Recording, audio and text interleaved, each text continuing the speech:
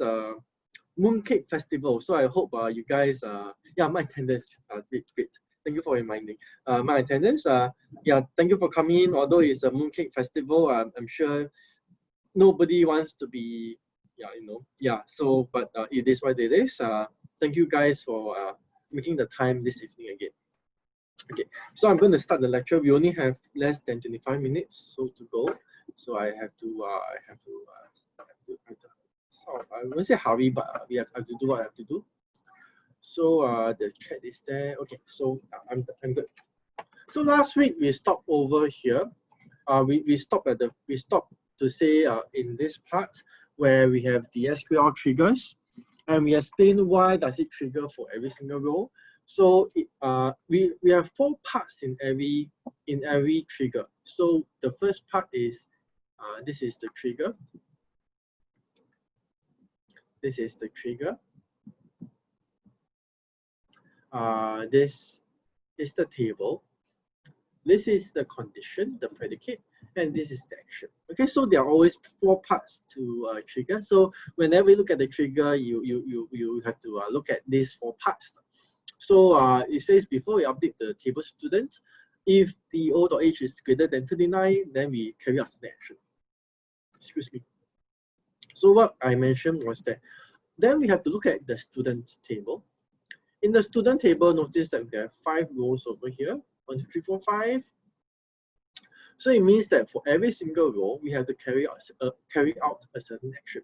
And the action that we need to carry out is that we want to see if the age is greater than 39 or not. And it says it's O.H.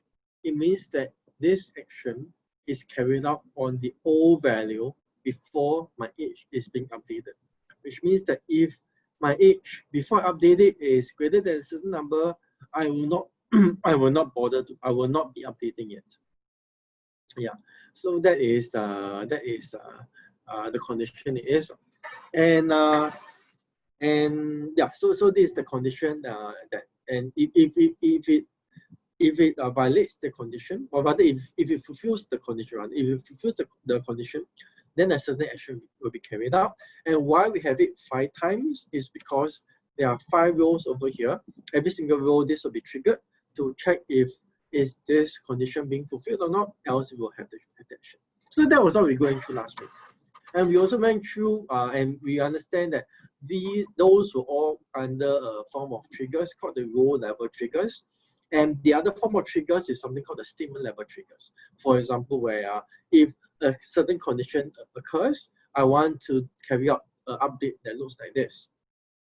So we also went through that SQL as of now does not support statement level triggers. So all the triggers so far, they are all row level triggers. Okay. Okay, so we go next. Yeah. So the next thing we have to look at is an example. So let's say we have this example. I create a trigger. The name of the trigger is known as T1.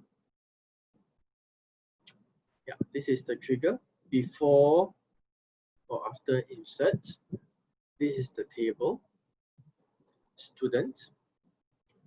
For each row, this is then my condition. Oh, I went through this last week. I went through this on Tuesday. Yeah, this is a condition. So if I find that there is a person here with the SID equals to 4001, I will then flag out that there is a duplicate there. So sorry. So it says that if after I have inserted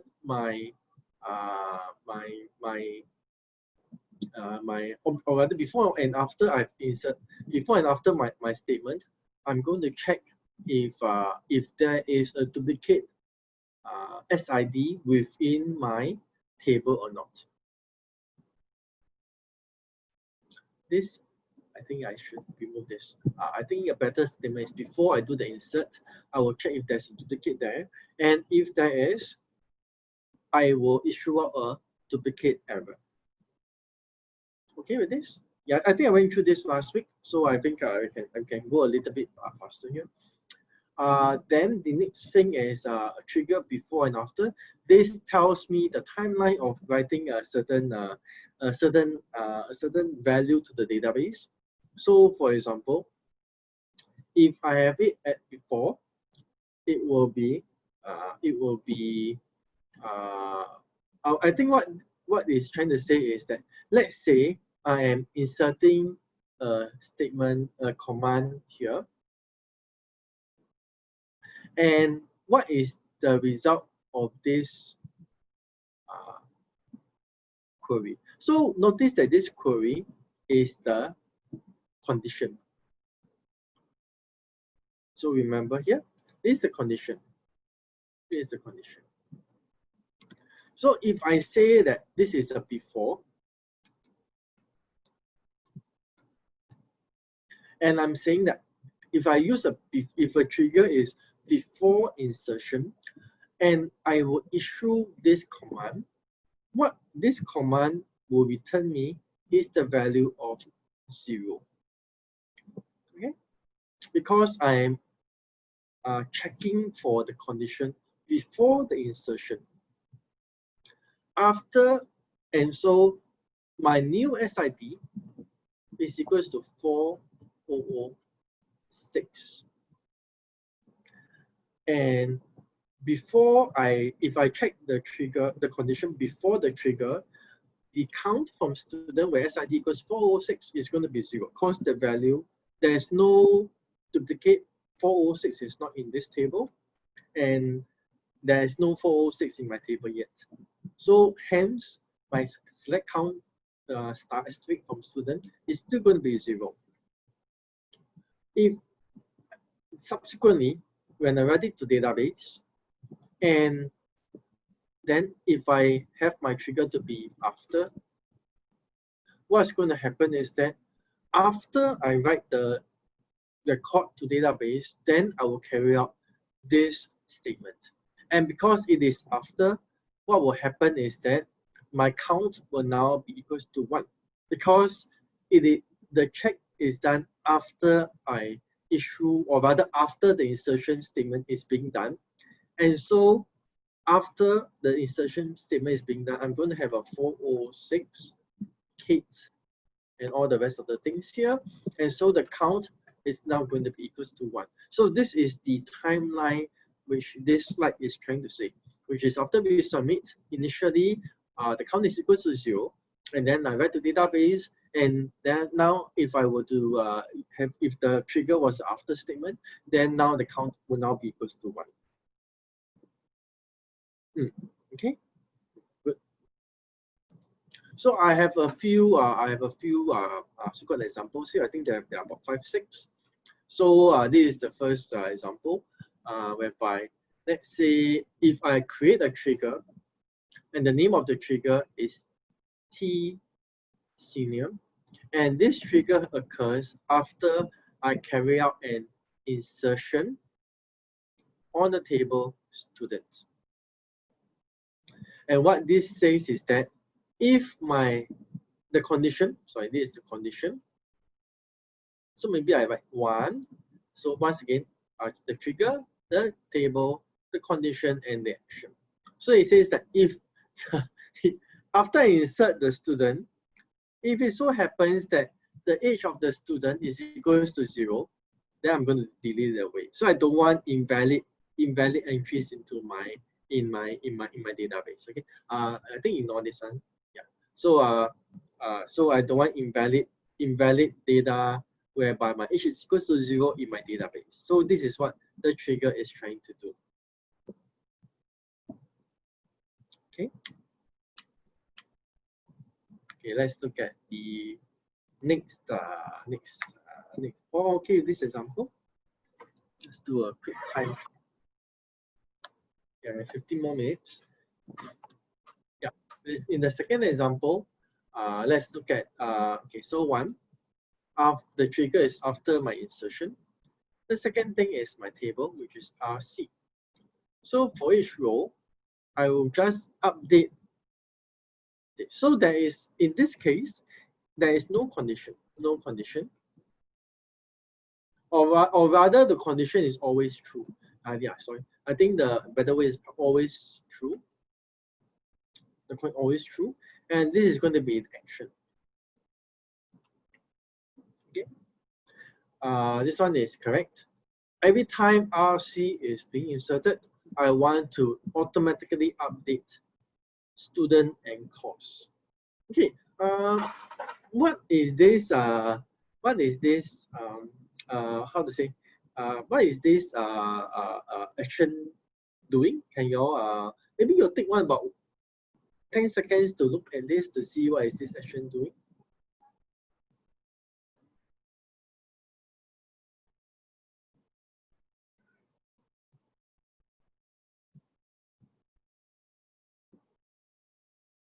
Okay. So this is the RC table.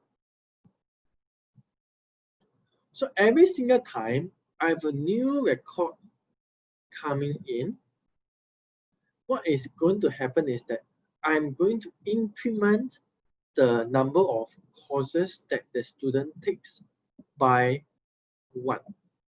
So every time I have a new record coming in, I'm going to search. Okay, so a new record, right, will probably have a student ID, will probably have a course ID, and will have a score.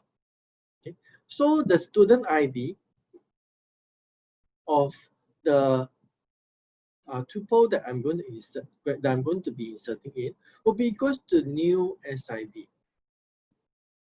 Okay, and probably this has a number of courses that the student is taking. So, oh yeah, so it's here. Student and course is just going to be student ID and the number of courses that the student is taking. And so, if we do this, we will be, every time we insert, I will then search for the student ID within this table, and then I will increment this by a value of 1. Okay, what do you think is the issue with this? Do you think this is a good trigger? So my opinion is, I think this example is put in there as a way to illustrate something, as a way to illustrate a concept. But if you think about this as a trigger, right, this probably may not be the best trigger. Why? Because right, it doesn't take into account of me deleting a record. Or rather, if I want to have this trigger of insert, I need to also have a trigger on delete. Okay, because it doesn't take into account me deleting the record. So if I delete, I will need another trigger to trigger when I delete. I have to delete, remove course -1 from here. Right. Where's my mouse? I have to -1 from here. Yeah, I have to -1 from here. When I did. So I will need the corresponding delete when I delete it. And there are many combinations. What if I update? I update 401 to 402 in my RC table. Then I have a never-ending set of conditions to do. Can you see? So I think conceptual-wise, of course, this is correct. But if you look at the design-wise of a trigger, this is not a very good trigger to do, and that's the reason why. And you will need to understand and to see this. Yeah. So these are the various concerns that come about whenever you have when you issue a trigger like this. A slightly better way is that you can just instead of updating this by 1, you can just do a aggregation. Aggregate it with the count, do a count, and set the number with the new count. So that's a slightly better way. An even better way is to use a view. Okay? So this will be a much better way of updating the number of the summation of courses rather than using a trigger. Okay, good. Okay, I will go on to the next example. So in the next example, let's say the primary key is allowed to be to be updated, and when SID is updated, automatically update the rc.sid. So this is the student SID. The student SID, and this is the RC SID. So what it is trying to say is, I allow my student ID to be updated. Whenever my student ID is updated, I will allow it will automatically trigger an update of my student ID in my RC table. Okay, so what it means is that okay, so one by one, this is number one, number two, number three is always true, and number four. So what it is saying is that I'm going to create a trigger, and every time I update after an update on my students for each row, I will check to see if is there any update on my students. So this is interesting because why? Because we see both the new and the old together. So this is so you see let's say right, if I want to say I want update one, I want update to 400. Let's do a straightforward one first. 401 to 406. Amy, right? Let's say her number gets updated to 4006. Yeah, let's say her number gets updated to 406. What's going to happen is that I will for each row, I'm going to update this rc dot SID equals to new SID, and this new SID is 4006, where rc dot SID equals to OSID, which is 4001. Yeah. So this is the old, this is the new. Okay. So for all the records whereby it is originally 4001, those will be updated into the number 4006.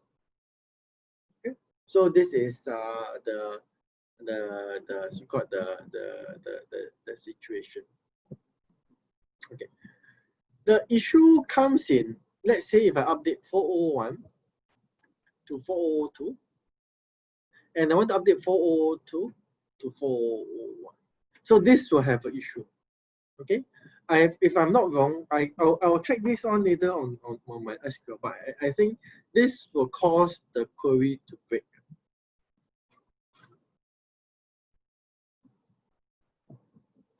Why? Because let's say I want to do 401 and 402.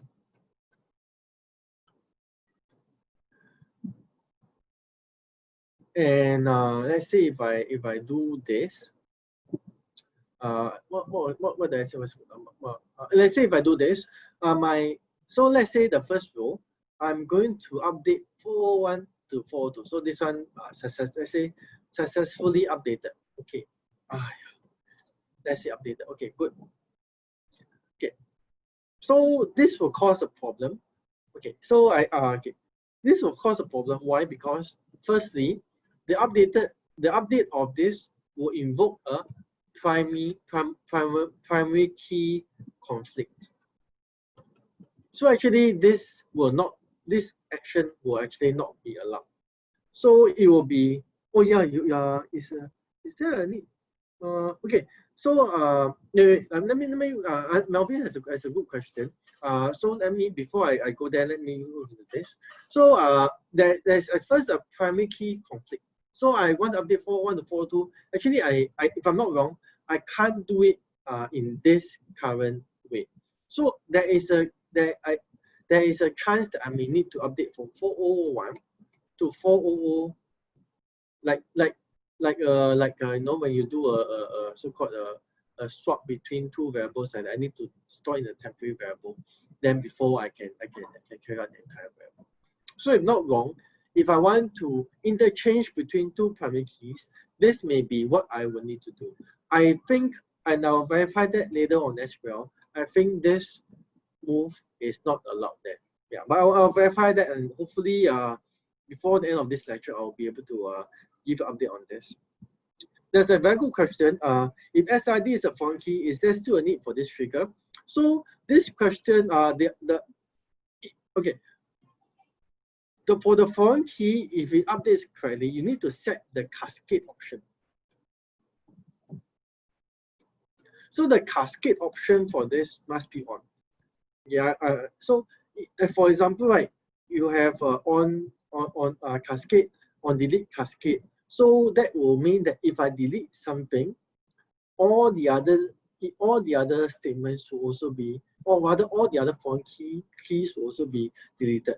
That's the same for this case. If I want this to be automatically updated, I have to set also the on update cascade. You know, so again, once again, we go back to our principle of triggers. If there's a way to do this without the need of a trigger, if you can do it by cascading, the overall principle is that I should do it by cascading and not by triggering. Okay, I think, let me see, I have just a few more. Don't think I can make it.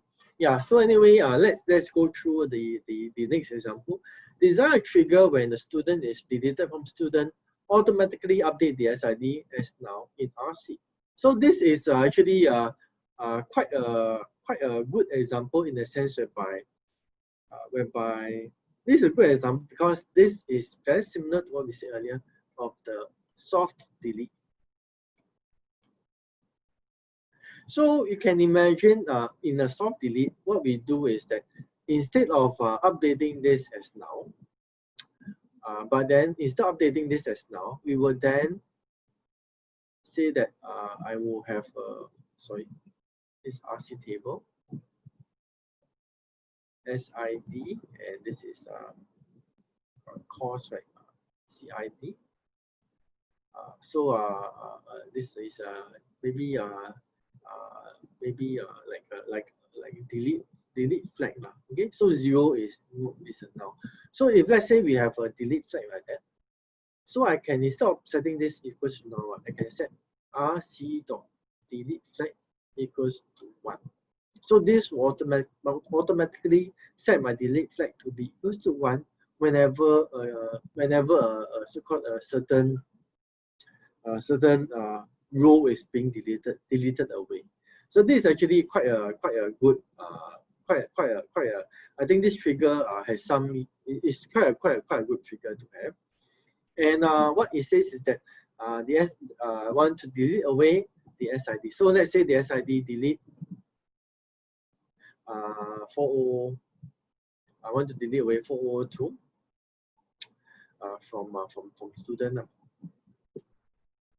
So 402 will be gone, and the old.sid is going to be 4002.